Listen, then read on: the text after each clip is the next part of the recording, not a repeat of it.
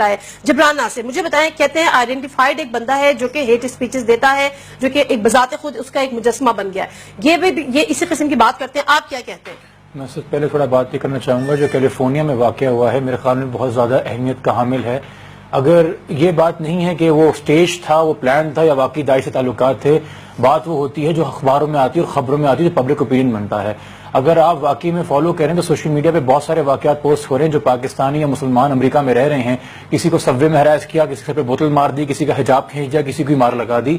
اس وقت میرے خیال میں پاکستان گورنمنٹ کو, جو کہ تانے بانے کہا جا رہا ہے پاکستان سے ملتے ہیں, باقاعدہ میرے خیال میں اس انویسٹیگیشن کا حصہ بننا چاہیے. ہمارے وہاں پہ جو ایمبیسڈرز اور کانسل جنرلز ہیں ان کو وہاں کمیونٹی میں آ کے ایک لیڈرشپ دکھانی پڑے گی. ہمارا وہاں پہ جو ڈائسپورا رہتا ہے بہت قیمتی اثاثہ ہے, ہمیں وہ لوگ اکنامکلی ایڈ بھی کرتے ہیں. ہمارے تمام جو قدرتی آفات آتی ہیں, ہماری پاکستانی کمیونٹی جو یورپ میں رہتی ہے, امریکہ میں رہتی ہے, کینیڈا میں رہتی ہے, ہمیشہ پاکستان کے ساتھ کھڑی رہتی ہے.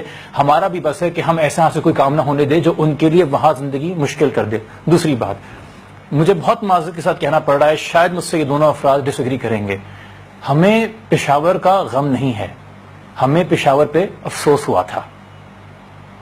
پشاور پہ ہمیں افسوس ہوا تھا. غم جب ہوتا ہے نا تو بندہ دیوانہ ہو جاتا ہے, وہ ہر اینڈ تک جاتا ہے چیز کو سالو کرنے کے لیے. کیا پشاور کے واقعے کے بعد اس ملک میں قصور کا واقعہ نہیں ہو گیا؟ کیا پشاور کے واقعے کے بعد ابھی بھی سپاہ صحابہ اہل سنت والجماعت نام بدل کے راہ حق کے ساتھ جماعت علماء اسلام ہو, P T I who, Jamaat Islami who, Peoples party ہو, ان کے ساتھ الائنس کر کے لوکل باڈی میں کھڑی نہیں ہو گئی؟ کیا یہ بڑے بڑے بینر, کیا ممتاز قادری کی تصویریں نہیں دیکھی گئی بینرز کے اوپر؟ ہم کس ایکسٹریمزم کو دور کرنے کی بات کر رہے ہیں؟ ہم تو مین اسٹریم کر رہے ہیں یہاں پہ دہشت گردوں کو, ہم تو ان کو برداشت کیے جا رہے ہیں.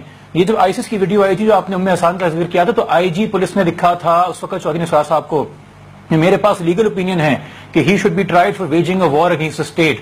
چودھری نثار صاحب خاموش رہے 3 مہینے تک, آج صاحب بھی تھکار کے.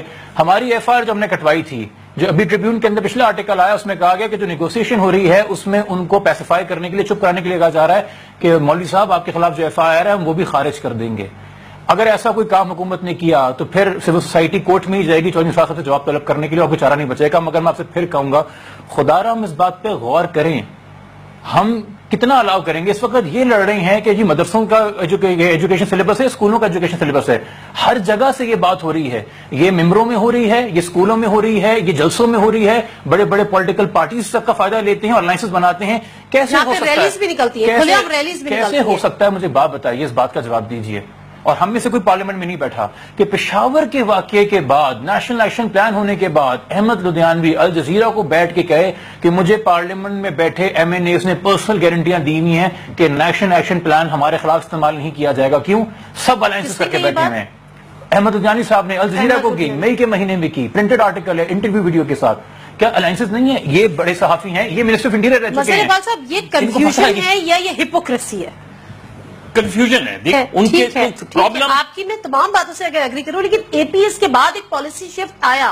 وہ لوگ جو کل تک یہ کہتے بھی تھے کہ چلو جی ان سے بات کر لیں, چلو جی ان کو ٹیبل پہ لے آئیں, یہ ہمارا خیال ہے کہ اے پی ایس کے بعد پالیسی شفٹ آیا, نہیں آیا. یہ اے پی ایس نے, دیکھیے اے پی ایس نے آپ کو جھنجھوڑا ضرور وہ کیا, لیکن کیا شفٹ آیا؟ یہ ہے کہ اگر آپ دہشت گردوں کو چن چن کے مار رہے ہیں, اور یہ خبر آتی ہے جی آج ہم نے اتنے دہشت گرد مار دیا, میں کتنی مرتبہ وزیرستان گیا ہوں, کیا پتا کتنے لوگوں کو مارا. بہت پرانی کہاوت ہے, آئیڈیاز آف بلٹ پروف. آپ نے ملالہ کو گولی ماری تھی, پوری دنیا نے کہا تھا ideas of bullet proof. Malala کی آئیڈیالوجی آپ نہیں مار سکتے, ہر بچہ تعلیم حاصل کرے گا. آپ کو کیوں لگتا ہے کہ دہشت گردی پہ بلیف نہیں کرتے؟ یہ اسلحوں سے اور بم مارنے سے آپ انسان کو مار سکتے ہیں, یہ سوچ رہ جاتی ہے, اور یہ ایک گریونسز رہ جاتے ہیں. اور یہ ڈرون اٹیک ہوا, اس کو ایکسپلائٹ کیے, گریونسز ایکسپلائٹ کیے, آئی ڈی پیز بنے, اس کو ایکسپلائٹ کیے, گریونسز بنے, ملٹری آپریشن ہوئے, اس کو ایکسپلائٹ کیے, گریونسز بنے.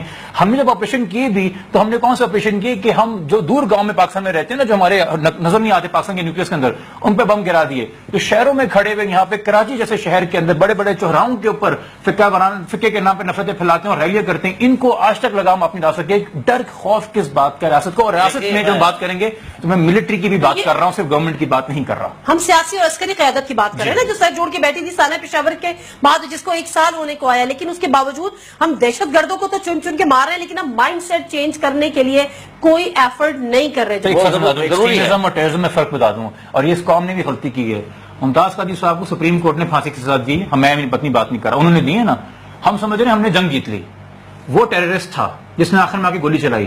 اس انسان نے اس کا دماغ تیار کیا جس کا نام مفتی حنیف ہے. وہ 3-4 سال سے بیل لے کے آج بھی وہی نفرت انگیز خطبے دے رہا ہے, سپریم کورٹ کے ججمنٹ کے بعد بھی دے رہا ہے. وہ ایکسٹریمزم کا سکول ہے. جو انہوں نے بات کی نا, ایکسٹریمزم ٹیررزم کو پیدا کرتی ہے. ممتاز قادری کو آپ پھانسی کی سزا دیتے جائیں, بہت ساروں کو دیتے جائیں. جس فیکٹری سے یہ نکل کے آ رہے ہیں وہ آج بھی ممبر پہ بیٹھے ہیں, وہ آج بھی جن کا نام خراب کر رہے ہیں, ان پہ کوئی ہاتھ ڈالنے کو تیار نہیں ہے. کیوں؟